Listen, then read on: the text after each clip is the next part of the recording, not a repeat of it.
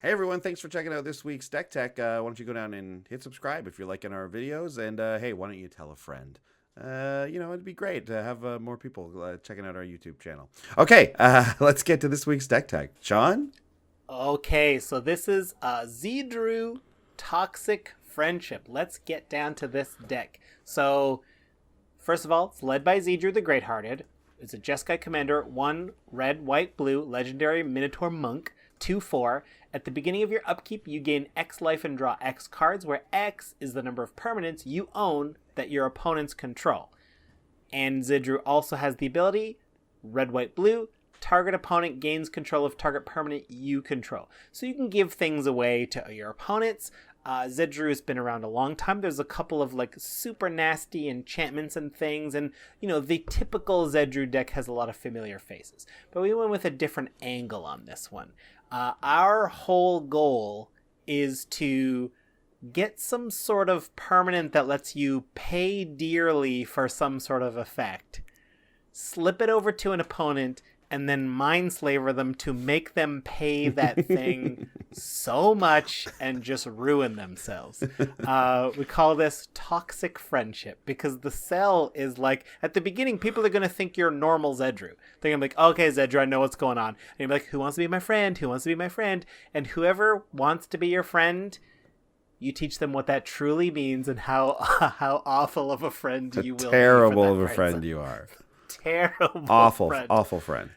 No one would say yes. No, of course not. So we got not. a couple of classic Zedruu pieces. Well, I should read Mindslaver first. Yeah. Anyway, Let's take a look at Mindslaver. Because that's kind of the thing. So Mindslaver is a 6-mana artifact. It's a legendary artifact. You pay 4, tap it, sacrifice it. You control target player during that player's next turn. The whole thing. Their hand, their draw step, their discard phase. In Commander, also, you decide where their commander goes if it changes zones, if you let it change zones, or if you put it back in the command zone. Oh, man. So if you can sack a player's commander and just let it go to the graveyard, that will often be very serious for a commander player. Wow. I didn't even think of that. That's another level of mean for Mindslaver and Commander. So mean. I mean, we're not going to get into it, but we're all probably familiar with Sheldon's article. This is one of the cards he says we should not play, but of course we will play it. And I got to say this, dude. We did not do this in response to that article. I know Brothers War and Command Zone did some things about that article this week. This was just chance. It's just chance. We had this idea for a little while, and then the article came out, and we're like, well, okay. I mean, also, now's a good time as anyway. I mean, we're talking about it. I'll just quickly say, I thought that article was pure clickbait, and I was like, oh, he doesn't mean for us to actually not play these cards, I was just like, oh yeah, he just wants to, I've done lists of things where the number one thing they teach you in grade 8 when you're writing essays is have a bold start to your essay, have a bold thing. So it's clickbait. Don't play these cards. And then guess what? Everyone's reading about it and talking about it. Mission accomplished, man. Yeah. Yeah. Well, anyway, yeah. So, I mean, we're using it. Yeah, of course we are. It's a fun card. It's not only built to do the lock where we keep one player out of the game, but it's in the deck. But our opponents won't see that coming, right? If they see Mindslaver, they might assume you might lock some people. But if they see Mindslaver. But that is not the aim of this deck, right? It's not to lock. It is to recur Mindslaver. Because we want to do this thing you were talking about to multiple people, but it's not necessarily we're only aiming for a lock here or something. This deck has a few ways to win. That's just one of my favorite things to do right now, is to see if we can pull this off. Right. But we're going to show our opponents some typical Zedruu tech. Right? We're going to show them Rust Elemental. It's a 4-mana artifact creature, elemental, 4/4 flying.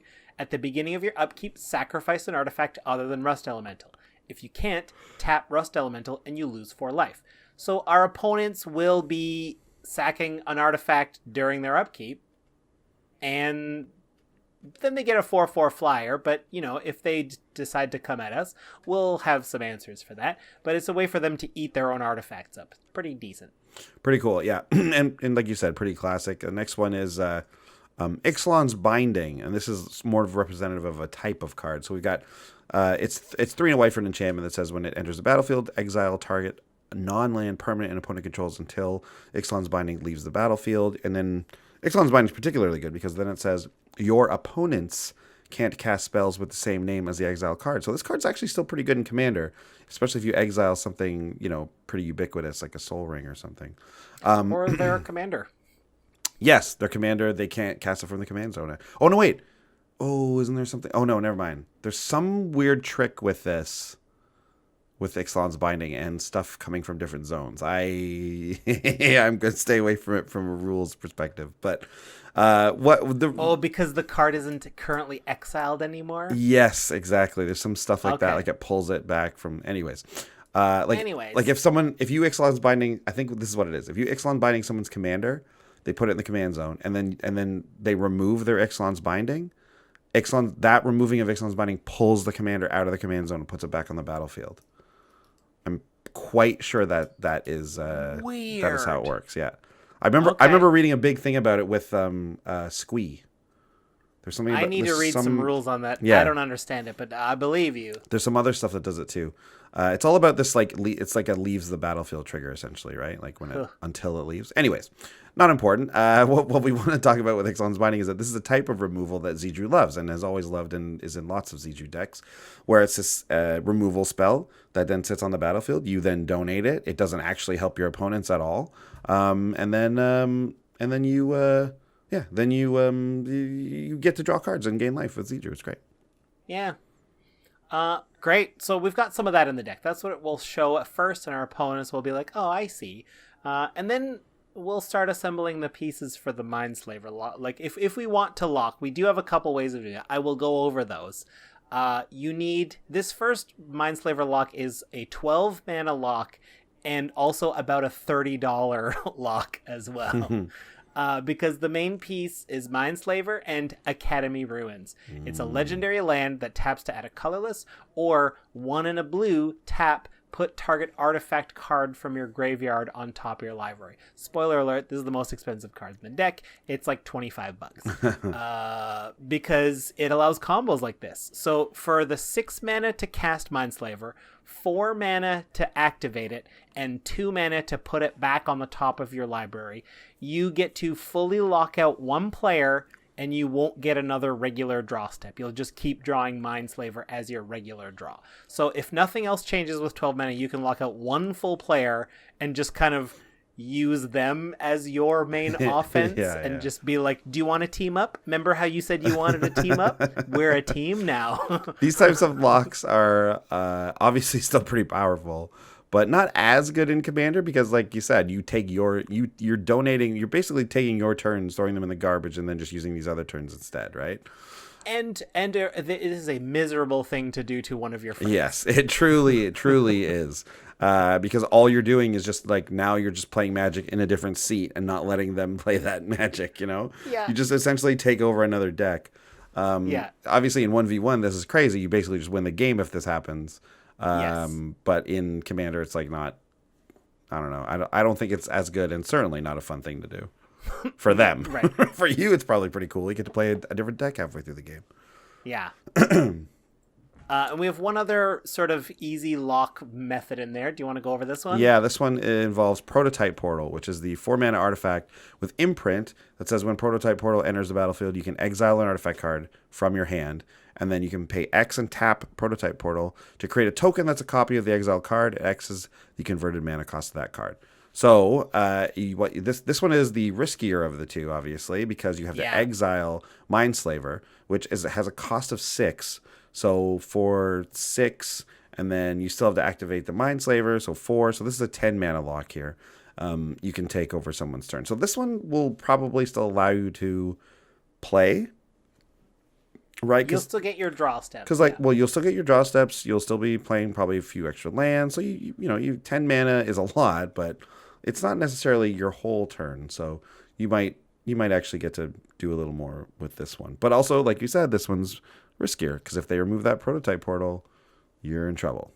Your Mindslaver is gone. Yeah, and gone. And then you have to win with another one of our neat moves. Working on a Neat moves. Disclaimer, some of these neat moves still use Mindslaver, though. They're not all neat moves that mean Mindslaver's been exiled. But let's get to the fun stuff. This is some of the inspiration of what we did for this. I want to talk about Treasonous Ogre. 3 in a red for an Ogre Shaman with Dethrone. I keep forgetting about this. Whenever it attacks a player with the most life, you put a +++ on it. Don't care about that. It's a 2/3 normally, but here's the deal. Pay 3 life, add a red mana to your mana pool. So if we've got Mindslaver on the battlefield, what we hope to do is activate it, and then when it gets to their turn that we control, we activate our actual Zedruu for our real game and throw them Treasonous Ogre while we control their turn. And then they, as us, will just spend 3 life until they're almost dead or fully dead if it's a multiple of 3. You can't actually pay more life than you have. Yeah. The game will not allow you. But if you're at a multiple of 3, you can do this until they're at 0. But all of that red mana that you gain along the way, you can use to cast spells in their hand, to maybe disrupt your other opponents with their spells, sacrifice their... whatever you can do with it. But like, you can take them down to 0, 1, or 2 life with this card. Yeah, and the multiple of 3 thing is pretty key. So that might influence your timing on this particular interaction. Otherwise, it might. But I'm probably just gonna do it anyway. Did you put in? I don't see it on the list here, but did you put in Krovax? I didn't put in Krovax because Krovax was a bit too pricey to get going. Because he cost 6. It costs 6, and like this deck, like you're gonna wanna. Krovax is great because you can pay 1 life, so no matter what your opponent's life are at, you can take them to 0. I have multiple ways of paying 2 life in here using like creatures with activated abilities of Phyrexian mana, so you can do that sort of thing. But yeah, if they're not at the right life total. But what I like about Treasonous Ogre is that at least when you take them down to 1 or 2, you can do a lot with what you've done there. Just hopefully empty their hand to your favor. Yeah, totally. The next one here is Claws of Gix. Claws of Gix is nice because it doesn't cost anything. It's a 0 mana spell. And it's an artifact that says pay 1, sacrifice a permanent, you gain 1 life. So this is a great way to spend all of your opponent's mana and then sacrifice all of their lands, for example, or anything else that's important, obviously. It depends how mean you want to be. Yeah, so I love this idea for a deck. It is so mean. It is really mean. Very, very mean. Like, really, really mean. But yeah, we're not going to kill you. We're just going to make you eat all your lands. But here's why I like it, okay? Because when you do one of these things, Claws of Gix or this Treasonous Ogre thing, that person is basically going to be dead. They're out of the game. So maybe they scoop because they're not happy with it or something. But it's not like you've Mindslavered them for the rest of the game and now you have to figure out a way to win, you know? Like, you're going to do these things and then you're going to win. Like, it's like blowing up all the lands, but blowing up all the lands and then I'm going to win the next turn. So it's fine. It's okay. It's cool. It's cool to kill a player's land. If then that means that they're going to lose and now you're just going to kill them the next turn, right? I think that's like, because how many times have you Mindslavered someone and been like, tap all your mana and, I don't know, like, attack this guy? I can't really do much, you know? Like, I can't do anything. That happens, I'd say, about like half the time with Mindslaver. If you don't have the lock set up, and like I've never built a deck with a Mindslaver lock in it, but I have run Mindslaver because it's a fun thing to do, I think, once. It makes for some very interesting turns. We're like, ooh, it's a little puzzle. How can I ruin this person's board the best I can? Well, I'm not going to cast any of their creatures because that helps them. I'm not going to play a land. So I guess I can attack player 3 and tap out. So, okay, that's what I can do. Yeah, I love that this deck just gives you stuff to do with their turns. Claws of Gix is one of my faves for how, like, dealer's choice. Like, you can just kill all of their relevant permanents, but leave all of their lands if you're, like, nice. Just do, like, a full one-sided wrath. of all permanents, basically, or you can just like be like, no, I'm going right for your lands. I'll leave you some creatures, but you have no lands anymore. Yeah, I mean, it's again, it's mean, but you can't be shy of being mean if this is the deck you're playing. I mean, if they've got mana rocks, you just turn those into like they eat themselves. Anything that generates mana eats itself, and then yeah, that's true. More mana. This is oh man, this thing. It's so funny because it's so mean, but at the same time, it's so hard to put this together. Even in the game, you need Zedruu, you need to donate it, and then you need to get Mindslaver, and then you need to do it, and then there's so many steps. But if you can get the steps rolling, it's pretty cool. Well, how mean do you want to be, Andy? Do you want to be the meanest? I think we should be the meanest. Well, that would be Troubled Healer. 2 and a white for a cleric that is 1/2. And it says, sacrifice a land. Prevent the next 2 damage that would be dealt to target creature or player this turn. Well, I'm sacking all your lands. Guess what? Tapping them all for mana. Yeah. Casting anything in your hand that hurts my opponents. And then I will prevent the next 2 damage that will be dealt to this creature all over the place. Yeah, right? Like over and over and over and over again. This is very similar to the Gix in that you're just going to be able to just take away their ability to play, and again, now hopefully we'll be able to kill them afterwards, because it's pretty rough to have a player just sit there with no lands for a while. And I want to point out how subtly evil this is, because you can sacrifice, let's say they have 10 lands by then.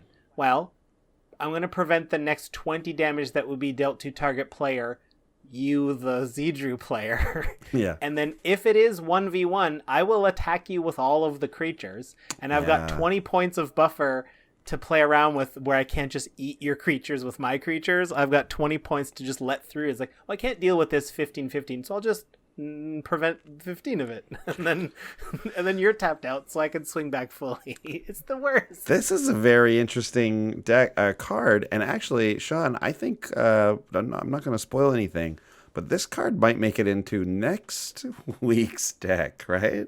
Okay. Yeah. Okay. All right. Okay. All right. Anyways, next on the list here of the neat moves, we have Dark Dweller Oracle. It's 1 and a red for a goblin. That's a 2/2 that says pay 1, sack a creature, exile the top card of your library. You may play that card this turn. So this is obviously a decent way to just sacrifice creatures for sure. But what else? What's another neat move we can do with this guy? So this is like another sub theme of the deck. Since we've got so many artifacts going on, a sub theme is Thopters. We've got Loyal Apprentice, 1 and a red, Human Artificer, 2/1 haste, and it's got Lieutenant. So if you have your commander at the beginning of combat, you get a 1/1 Thopter. We also have Sharding Sphinx, 4 blue for a Sphinx that flies. It's 4/4. It's our favorite, Sharding Sphinx. And anytime an artifact creature you control deals combat damage to a player, you get to make a 1/1 Thopter. So Thopters make more Thopters. Featured prominently on the Commander's Brew playmat, I will say, which we haven't talked about that on the show in a long time. But the Commander's Brew playmat is still for sale if anyone's interested. Yeah, it is. I think it is. Right? Yeah. It definitely is. And there's a lot of inside jokes that go back a great deal of episodes. And I think there will come a time in the future where we should make another playmat with updated jokes on it. For sure. That will come in time. We're not close to that yet. Yeah. But it will happen. And then we also have Psy Master Thopterist. He's the new one from M19. 2 and a blue, 1/4 Human Artificer. Whenever you cast an artifact spell, create a Thopter. And you get to pay 1 and a blue, sacrifice 2 artifacts, draw a card. So this Dark Dweller Oracle's great on our side because we can sack all those Thopters to play cards that the next card's coming up. If we really are desperate to hit something to make the engine run, Mindslaver, for example. But Dark Dweller Oracle's also not a bad one to give to an opponent to use to sack all their creatures and then exile a bunch of cards and maybe play them if they benefit us, maybe not. Yeah, definitely. It's actually, I love this sub theme and these neat moves because it doesn't mean that we're 100% totally relying on the Mindslaver lock or Mindslavering someone over like a thing and winning, right? So having this like minor Thopter theme, which actually works really well with Zedruu, I will point out, passing Yeah. your opponents a Thopter is not bad, right? Like giving them a 1/1 flyer. It's obviously, it's a 1/1 flyer is not nothing, but you'll know when you're giving it to a person like if their deck can use it or not. So it's nice to give it to those decks that don't really care about it, and then that's you drawing more cards. Yeah, and I mean, if you've got an army of Thopters, they probably won't come at you. They might come at someone else if they want to keep it, or just keep it for defense. Yeah, they'll probably just hold it back as a blocker, if anything. Yeah. Great. And that's not how this deck is probably going to win. So, although we do have that option, which is great. What's next? Well, and so, of course, if we're making all those Thopters, we're going to take advantage of Goblin Welder. 1 red for a 1/1 Goblin Artificer, and you can tap, choose target artifact a player controls, and target artifact card in that player's graveyard, and then they exchange them as long as they're both still around when the trigger resolves. So you can swap a Thopter for your freshly sacked Mindslaver, and that makes our Mindslaver loops cost a bit less because we only pay the 4 to activate it, and as long as our stream of Thopters is still going, Loyal Apprentice makes 1 every turn. Is it Loyal Apprentice? Was it? Yeah, Loyal Apprentice makes 1 every turn. Then we're definitely just making a way cheaper Mindslaver luck if we need to. Oh, yeah. Yeah, Goblin Welder and any kind of sacrifice artifacts are always trouble. Definitely. Yeah. Speaking of artifacts and like getting new ones, whether it be from sacrificing and bringing them back or not, Saheeli Rai, 1 blue, red, Planeswalker, 3 loyalty, +1, Scry 1, Saheeli Rai deals 1 damage to each opponent. -2, create a token that's a copy of target artifact or creature you control, except it's an artifact in addition to its other types. That token gains haste. Exile it at the beginning of the next end step. Or -7, search your library for the 3 artifact cards with different names, put them on the battlefield, shuffle your library. So, obviously, scrying 1, nice little effect. Let us dig in our deck, maybe for that Mindslaver, perhaps. And the -2 is going to be very sweet. That's where I think the real meat and potatoes is of Saheeli Rai here with our Mindslaver, ideally, because then we just make that token, pay that 4, grab that turn, sacrifice all of our lands, that kind of thing. Yeah. So this is great. This is definitely a neat move. And of course, we've got Saheeli Rai's best bud, because this is a Jeskai deck, Felidar Guardian, the infinite combo.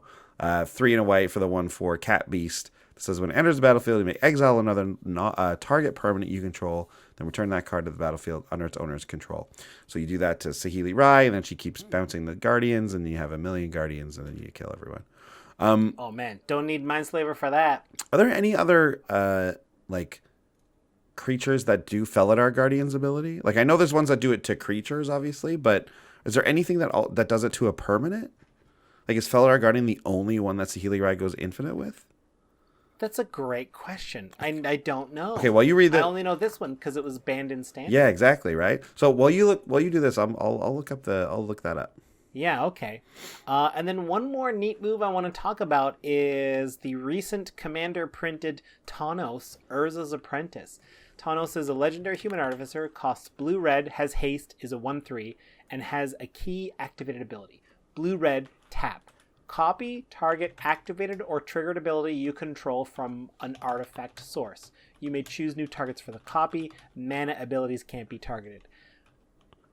We've got a huge artifact sub-theme going on in here. I'll remind us that the original, Rust Elemental, what was it called? The original thing that Zedruu got, that's an artifact, right? That golem that prevents you from casting creatures, that's an artifact.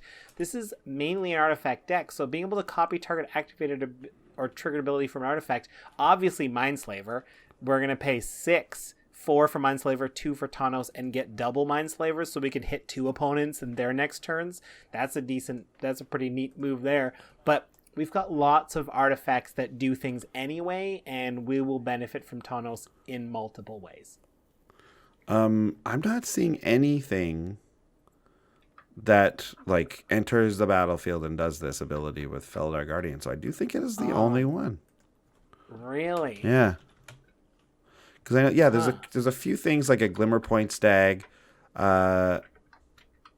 which does it at the end step, which it does to a permanent. And Flicker Wisp, same thing in the next end step. But Felidar Guardian is the only one that does it at instant speed. And Oath of Teferi is an enchantment, which I don't think Saheeli Rai hits, right? She just hits artifacts or creatures. So, And Oath of Teferi is also at an end step. Never mind. So, yeah, Felidar Guardian is the only one. Yeah, very, very interesting. Okay. Cool. Well, there we go. Neat. Well, there you go. So that's the neat moves of the deck. That's kind of the theme of the deck. It's at its heart, it's an artifact deck. So we've got a lot of like your usual suspects there. A lot of artifact ramp, a lot of ways to make Thopters, and a lot of ways to spend artifacts and turn them into mana, and just to get way more out of things. Mm-hmm.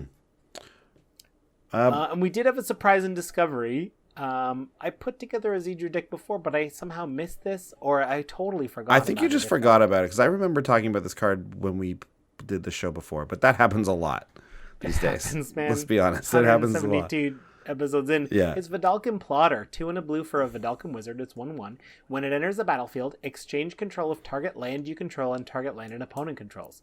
What a fantastic ability. We're always going to be able to trade a land and upgrade it. Our opponents are often running lands that tap for 2 mana at once.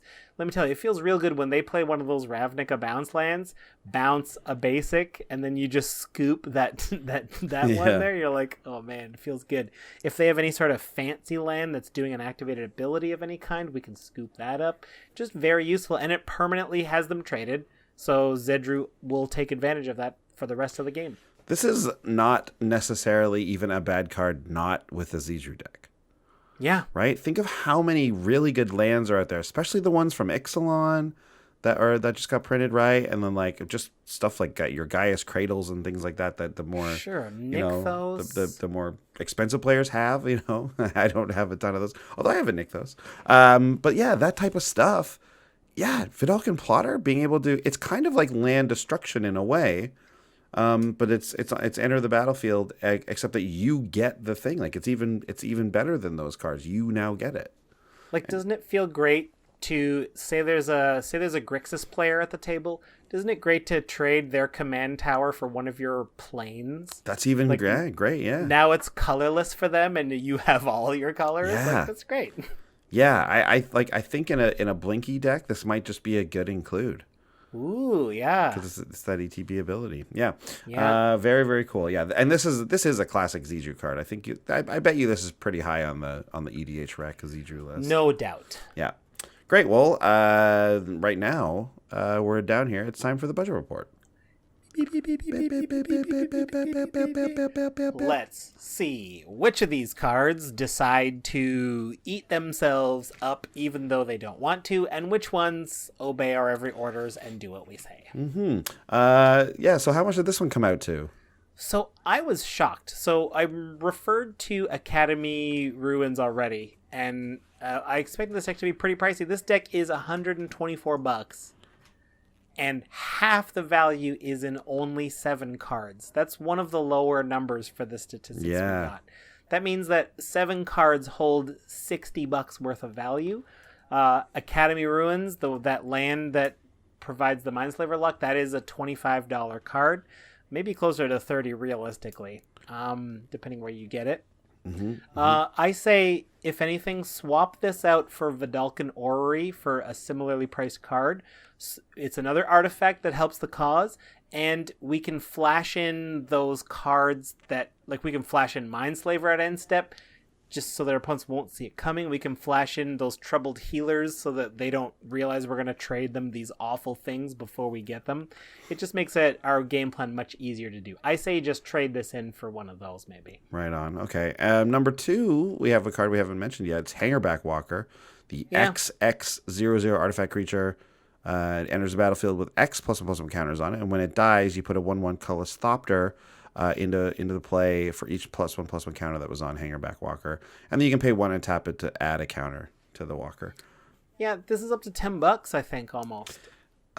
That's so weird to me. I guess it's being played in some modern deck or something. It is. I think that someone made a modern deck that was all about hardened scales. And they use cards like Yeah. this because like one in tap put 2 +1/+1s on it, and I think this also joined the affinity deck in a way. Oh, really? Interesting. I think it goes with like, I don't know Modern very well, but like throwing those counters around, it just makes it pretty brutal. And this is a great one in addition to it. But yeah, this card's almost $10. It's in here because we got a lot of Thopter combos, and it's a great artifact to sack for any reason because you turn them into more artifacts. But honestly, save yourself the $10, save yourself the $25 of Academy Ruins.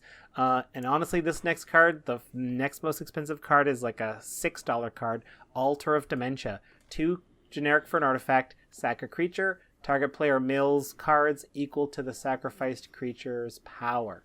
It's just in here as a way to punish players. It is one of the cards that helps us the least. Like a lot of these Punisher cards do help us in a small way, but this one really doesn't. Yeah. I don't expect. So you could cut our top 3 cards no problem and save $35-$40 on the deck. This is like a $70 deck if you just want to build it for the jankiness. Right. Yeah. You know what's interesting is that instead of an Altar of Dementia, you might want to run one of those white enchantments that has the sacrifice a creature, like regenerate a creature or sack a creature to like gain life. Like that's probably a bit more. I mean, obviously it's easier. Altar of Dementia is easier to cast, and depending. And it is that artifact for our artifact theme. Totally. Yes, that's true. That's true. I mean, it's. I was just thinking, like, it is hard to find free sack outlets not in black, really. So Altered Dementia is usually a pretty good one. But white does have those 2 underrated enchantments that we sometimes talk about on the show. I can't remember the names of them right now, but that's the effects that they do. One got pricey. Reinforcements. Really? No, I'm thinking of a different one. I think you're thinking. I don't know. You might be thinking of Reconnaissance. That card got it. I'm thinking of Reconnaissance. That got pricey. Yeah. Great. Okay. Well, next phase. Yeah. Okay. So, we're gonna update. So normally this is the part of the show where we would do the 3 stars of the deck, but it always became like one of my favorite cards, one of Andy's favorite cards, and just one card we didn't get to talk about. Well, we talked about all the coolest cards we necessarily wanted to, so we're going to change up the section and just give you Andy's favorite card of the deck and my favorite card of the deck. It's kind of a number 1 and 2 star anyway. Yeah, exactly. It's basically the same thing. And this way, like, also, to be honest, like, the 3 stars of the deck were kind of just becoming an arbitrarily 3 just awesome cards. So I don't like telling somebody one card's better than the other anyway, so I'll just tell you the one I liked, right? I think that's fun. So Sean did the majority of the brewing on this one, so he's going to have a lot more insight into the deck. But looking at it and like understanding how this deck works, this card I've seen a lot and I love it. And so it ended up being my favorite card in the brew. Is Inspiring Statuary. Inspiring Statuary is from Kaladesh, and it's Ether Revolt. Oh, Ether Revolt. Okay, Ether Revolt. It's the 3 mana artifact that says non-artifact spells you cast have improvise. And I remember looking at this card for my like Thopter-y, alternate win con deck, and being like, is this gonna be good? Like, do I really need this? And then I didn't have that many artifacts in it for a deck that surprisingly you would think would want a ton of artifacts. But it's a lot of cards like Sean has here they're like creatures that make Thopters and things like that. Well, in those kinds of decks, this card's incredible. It's so good. It's a very, very good ramp. It takes care of like all your colorless because you have all these Thopters running around, or all these like it itself will now taps for mana essentially, right? Like, it's very, very good. This card is way better than like just looking at it and going like, is this card going to be any good? Trust me, if you're considering it for a deck where you've got artifacts running around and were you even looking at this, I bet you it's good for your deck. Yeah, we've got so many Thopters at any given time, most likely that like all of our spells just cost their base colors. Yeah, that's it. Exactly. It's very good, real good. Agreed. And then my favorite card is Combustible Gear Hulk. 4 red for an artifact creature, construct, first strike, 6/6. When it enters the battlefield, pick an opponent. You get to have them draw 3 cards. No. So it's confusingly worded, but here's the gist of it. You basically look at a player and you're like, hey man, do you want me to draw 3 cards? Or do you want me to put the top 3 cards of my library into my graveyard and then you'll pay life equal to how much converted mana cost just went there? So if they flip 3 expensive cards, they're going to pay a lot of life. But I just love it. It's an artifact that goes in the deck. It usually knocks like about 5 to 10 life off your opponent just for nothing. And you get a 6/6 first strike alongside of it. We've got enough ways to recur artifacts with Goblin Welder, things like that. This thing will not be only showing up one time. This thing will be hitting the board multiple times, and it will be making an opponent's life miserable, in addition to the other opponent whose life is miserable because you don't let them take turns. Get this. This is an acceptable target for Prototype Portal. I'm happy to pop one of these out every turn. Like, that's a fun move to do. It's fun to Saheeli ride this thing. There's so many shenanigans we can do with this. I really do enjoy this card. At first, it's a no-brainer. Mill those cards. But like I said, in this deck, we have lots of ways of pulling artifacts out of the graveyard. So if our Mindslaver gets milled, we love that. Now we have it much easier. Yeah, you got access to it now, right? Yeah. Well, there you go. That's the show then. Yeah. That's everything. I like doing favorite cards. Yeah, me too. I think it's neat. You feel more of a connection to them a little bit. So I really do. Yeah. We just have to try and not fall into the thing of always picking our favorite, like our overall favorite cards, and we include them in decks. But I think we'll be good with that. Yeah. I usually have a different favorite card for each deck as opposed to like one card I love, and so I put it in every deck or something. Yeah, I mean, like, Combustible works in this deck. Like, I do love the card in general, but it would not be my favorite in a deck that didn't abuse it. Yeah, absolutely. Wow, this is a neat. I want to play this deck because it satisfies the like combo-y portion of me that I like, but also the idea that it's flexible, right? Like it doesn't, like it's resilient and flexible. It feels like. And those are the decks I end up loving the most, are ones that, they can function on different angles. And I've talked about it a lot before on the show, obviously, but a deck that functions on different angles. And if one of your game plans fails, you'll still have another game plan that you have access to at the very least. I love that stuff. Me too. Great. Well, very cool deck. Check out the deck list. It's in the show notes. Always of the audio show, of the YouTube version, everything. Go check us out there. And thanks for listening. Bye. See you guys next week. Big thanks to all our patrons who make these episodes possible. Yeah, and if you want to check out more comedy videos, check out our Brews News playlist. Make sure you follow us on Twitch TV to see when we play live. If you want to chat with us, head over to Twitter. We're at Commanders Brew. And please hit subscribe to ding the bell and find out when we got new stuff coming out. See you next time. Bye.